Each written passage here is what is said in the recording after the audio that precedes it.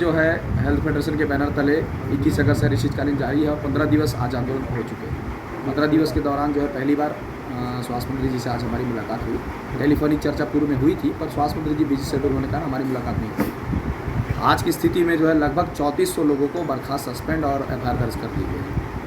तो इस तरीके की जो दमनात्मक कार्रवाइयाँ जो हैं बिना फिजिकल बैठक के शासन द्वारा किया जाना जो है बिल्कुल निंदनीय है। संगठन इसका विरोध करता है। और आज जो चर्चाएं हुई उनमें माननीय स्वास्थ्य मंत्री जी का कहना ये है कि हम जो है प्रस्ताव मुख्यमंत्री जी को भेज दिए, मुख्यमंत्री जी निर्णय लेंगे। अब हमारे पास एक ही रास्ता है कि माननीय मुख्यमंत्री जी से जो है अपनी बातों को पहुंचाएं और निश्चित तौर पर मुख्यमंत्री जी बाकी लोगों को जैसे दिए हैं, चाहे पंचायत सचिव हो, चाहे पटवारी हो, आंगनबाड़ी कार्यकर्ता हो, सफाई कर्मी हो या रसोइया हो या शिक्षक हो, जिनको भी मुख्यमंत्री जी ने दिया है, तो अब वित्त विभाग उनके पास है। तो स्वास्थ्य मंत्री जी का सीधे सीधे कहना है कि वित्त विभाग तो मेरे पास है ही नहीं, जो भी निर्णय लेना है मुख्यमंत्री जी लेंगे। इस तरीके की बात यहाँ पर सामने आई है। कहने का तात्पर्य कि मांगों के संबंध में आज कोई ठोस निराकरण हमारा नहीं हुआ है। सर, जैसे हमने सुना था कि आप लोग सामूहिक इस्तीफा देने वाले हैं। सामूहिक इस्तीफा पेपर हमने पूरा दे दिया है। अब हम लोग तो ऑलरेडी बर्खास्त हो चुके हैं। अब हमारे पास नौकरियां तो है नहीं, तो हम जो है माननीय स्वास्थ्य मंत्री जी इस्तीफा देने आए थे कि माननीय स्वास्थ्य मंत्री जी आपने तो हमको बर्खास्त कर दिया है, अब तो हम ज्वाइन भी नहीं कर सकते। अब हमारे पास आंदोलन कंटिन्यू करने का छोड़ के और कोई रास्ता नहीं है। सामूहिक इस्तीफा मतलब कितनी संख्या में, कितने लोगों की इस्तीफा उसमें? जितने भी लोग हड़ताल में, सारे लोगों को जो है भर के दे रहे हैं। जो लोग यहाँ से घर भी गए थे, जिनकी तबीयत स्वास्थ्य नहीं थी, वो अपने स्तर पर भर के जो है अपने विभाग में जमा करते हैं। भूपेश है तो भरोसा ही कहते हैं, आपको भरोसा है कि नहीं अभी तक? भरोसा तो प्रदेश की जनता को भी है और हम भी प्रदेश की जनता में ही आते हैं, क्योंकि हम भी वोट देते हैं। हम भी 40,000 स्वास्थ्यकर्मी हैं, जिनके 40,000 परिवार हैं। तो हमने जो है 2018 भी ऐसा ही आंदोलन किया था। 1265 लोगों को बर्खास्त किया गया, नर्सों को जेल में डाला गया था, स्वास्थ्य संयोजकों की वेतन रोकी गई थी, जिसका परिणाम तो आप देख रहे हैं सब जगह कि सरकार परिवर्तन हुआ। आज स्वास्थ्यकर्मियों पे भी ये दमनात्मक जो कार्रवाइयाँ की जा रही है वो कहीं ना कहीं निंदनीय है कि पहले चर्चा करनी चाहिए, मांगों पे निराकरण करनी चाहिए, और मांगों पे जब बात नहीं बनती है तब कार्रवाई की बात होनी चाहिए। तो बिना फिजिकल बैठक की इस तरह की कार्रवाई जो है संगठन पुरजोर निंदा करता है। और स्थितियाँ आज ऐसी निर्मित हो रही है कि लोग आंदोलन से हटने को तैयार नहीं है। आप लोगों को बर्खास्त जो किया गया है वो एस्मा के तहत किया गया है?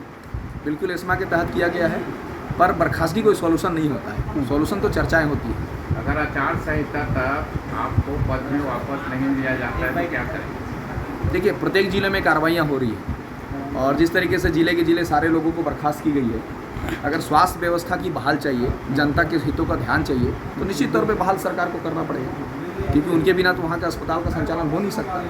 ये सरकार का भी विषय है और सोचने का भी विषय है। ये गंभीर मुद्दा है जी।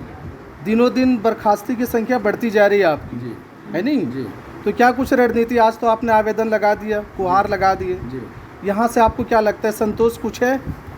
यहाँ से मुख्यमंत्री जी से ही हमारा जो भी मुझे लगता है कि मुख्यमंत्री जी ही जो है इस पर निराकरण करेंगे, क्योंकि अभी तक जितनी भी वित्तीय मांगों पे चर्चा हुई है माननीय मुख्यमंत्री जी ने लिया है। हमारा ये है सवाल कि अगर नहीं करते हैं तब क्या? अब देखो, संगठन अपनी रणनीति तय करेगा। ये रणनीति का अगर खुलासा हम अभी से कर देंगे तो फिर तो उसकी तैयारी प्रशासन अलग से करेगा। तो जो भी रणनीतियाँ हैं वो हम समय समय पर करेंगे। सरकार को आप बताएंगे तब तो सरकार वो होगी, क्योंकि आपकी आवश्यकता नहीं है इसलिए निकाला जा रहा है। देखिए, ऐसी कार्रवाइयाँ छत्तीसगढ़ के इतिहास बोले या भारत के इतिहास में होती रहती है। सस्पेंशन, टर्मिनेशन, एफआईआर दर्ज होना, ये सब आम बातें हैं, सब होते रहती है। अच्छा, क्या लगता है कि बाकी जितनों ने आंदोलन किया, प्रदर्शन किया, हड़ताल किया, उन सबको कुछ न कुछ दिया है सरकार ने, पर आपके साथ ऐसा नहीं हो रहा है? क्या कारण लगता है आपको? देखिए, हमारे साथ ऐसा इसलिए भी नहीं हो रहा है क्योंकि कहीं ना कहीं हमारे जो विभागीय अधिकारी हैं इन मांगों पे सही पहल नहीं कर रहे हैं। हमें ऐसा लगता है क्योंकि आज 15 दिन का आंदोलन हो चुका है। 1 अगस्त को हमने भेंट कर अल्टीमेटम दिया था, 21 अगस्त से हमने अनिश्चितकालीन हड़ताल किया। क्या 21 अगस्त के पहले विभाग के अधिकारी चर्चा नहीं कर सकते थे? क्या अनिश्चितकालीन आंदोलन के पहले ये आंदोलन होने ही नहीं दे सकते थे? क्या प्रदेश के 52 उप स्वास्थ्य केंद्र, 650 प्राथमिक स्वास्थ्य केंद्र, 33 जिला अस्पताल, 150 सामुदायिक स्वास्थ्य केंद्र जो बंद हैं, उनकी स्थितियों को पहले ही सुधारा जा सकता था? क्या मिशन इंद्रधनुष आज 14 से 15% की जो मिशन इंद्रधनुष कार्यक्रम हुआ, शिशु शरण वहाँ प्रभावित हो रहा है? क्या सरकार के विभागीय अधिकारी की महती जिम्मेदारी नहीं बनती थी कि हमारा 21 दिन के पहले अल्टीमेटम के पहले हमसे चर्चा करें? तो ये निराशाजनक जो है विभाग के अधिकारियों द्वारा प्रदर्शन किए जा रहे हैं। आप ये बताएं, आप लोगों ने राहुल गांधी के पास भी गए थे, ठीक, वहाँ क्या कुछ किया आपने? क्या आवेदन निवेदन कुछ हो पाया वहाँ? नहीं, वहाँ मंच तक तो पहुँचने ही नहीं दिया गया है और हम लोग रास्ते में ही हम लोग को रोक दिया गया है। तो वहाँ पे हमारी ना कोई मुलाकात तो कुछ हो नहीं पाई है, इसलिए हमको निराश होकर लौटना पड़ा है वहाँ से।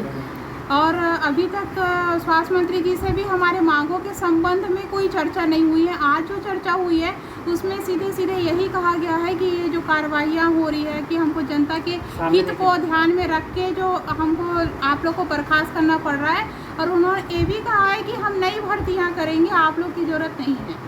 तो ये तो ऐसा लगता है कि हमारे मुख्यमंत्री जी, हमारे स्वास्थ्य मंत्री जी, ये तो सब हमने चुना है, तो उनको हमारे हित का भी तो ध्यान रखना चाहिए। उस जनता में हम भी तो शामिल है। यदि हम 4.5 साल तक, यदि हम ये बात जो है कोरोना जब आई थी, महामारी फैली थी, उस समय यदि हम स्ट्राइक में बैठ जाते, जनता की सेवा नहीं करते, तब हमारे ऊपर ये प्रश्न आता तो समझ में आता।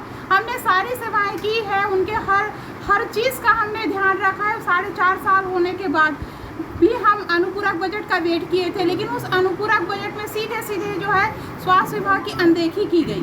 तो इसके कारण हम लोग बहुत आहत हुए। हमको बोला गया था कि कैबिनेट में आप लोग की फाइल रख के ओके किया जाएगा, लेकिन वो फाइल अभी तक मुख्यमंत्री जी तक पहुंचती ही नहीं है।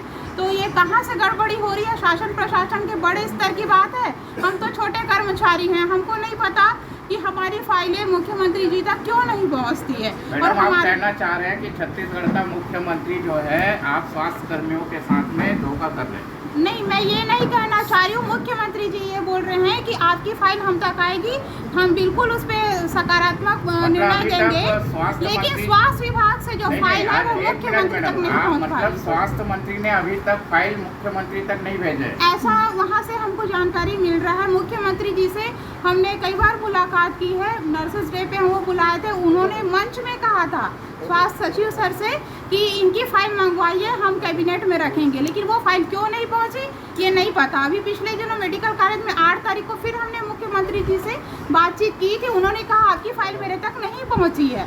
तो हमको ये नहीं समझ में आ रहा ये फाइल वहाँ तक क्यों नहीं पहुँच पा रही है। मेरा नाम डॉक्टर रीना राजपूत है, मैं नर्सिंग ऑफिसर्स एसोसिएशन की प्रांत अध्यक्ष। एक बार इधर भी ले लीजिए। डॉक्टर इकबाल हुसैन है, ये डॉक्टर एसोसिएशन के अध्यक्ष। सवाल करना तो बिल्कुल सवाल नहीं। ये मुझे आप लोगों ने आज जो है अलग अलग मांगों के साथ क्या सामूहिक इस्तीफा का कोई प्रारूप जैसा दिया है क्या स्वास्थ्य मंत्री को? आज जो अब लगभग हमारे यहाँ 2,500 से 3,000 जो आज स्वास्थ्य कर्मचारी डॉक्टर नर्सेस आए थे, उन्होंने आज सामूहिक इस्तीफा आज साइन करके स्वास्थ्य मंत्री को दिया है, और बाकी सभी जिले वाले कल से सामूहिक इस्तीफा देना चालू कर रहे हैं।